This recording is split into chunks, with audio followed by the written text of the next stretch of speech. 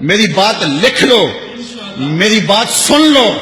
یہ حکمران سمجھتے ہیں کہ ہم نے غازی کو پھانسی لگا لیا، تم انتظار کرو عرش کا رب تمہارے ساتھ کرنے والا کیا ہے، تمہارے ساتھ اب سلوک کیا ہوگا. ہم تو مجبور لوگ ہیں، ہم تو کچھ نہیں کر سکے. لیکن جس کے رسول کی توہین کرنے والے کو قتل کرنے کے جرم کے اندر غازی کو شہید کیا گیا ہے، وہ رب بڑا غیرت مند ہے. اور تم انتظار کرو عرش کا رحمان تمہارے ساتھ اب کرتا کیا ہے. تم کہتے ہو علماء کو جیلوں میں ڈال دو جیلوں میں، اب باقی بچا کیا ہے، اب باقی رہ کیا گیا ہے.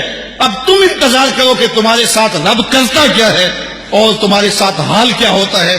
تم رسوائی اور ذلت کے اس مقام پہ پہنچو گے اور عبرت کا نشان بنو گے کہ دنیا دیکھے گی، اور تم رسوا ذلیل ہو جاؤ گے. اور غازی کل بھی زندہ تھا، غازی آج بھی زندہ ہے، اور اس کا نام بھی باقی ہے، اس کا پیغام بھی باقی ہے. اور یہ بھی سن لو کہ غازی اگر چلا گیا ہے، جب غازی علم الدین کو شہید کیا گیا نا، تو ایک ہندوؤں نے جلسہ کیا، کہا کہ ایک شخص اٹھا تھا، ہم نے اس کو مار دیا ہے، اب ہم جو چاہیں کریں. تو ایک مسلمان جلسے میں بیٹھا تھا، اٹھ کے کھڑا ہو گیا.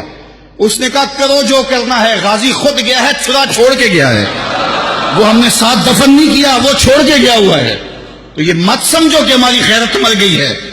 کتنے غازی پیدا ہو گئے ہیں، کتنے لوگ تیار کر گئے، اس کے جنازے میں کتنے لوگوں کو حرارت ایمان کی دی ہے.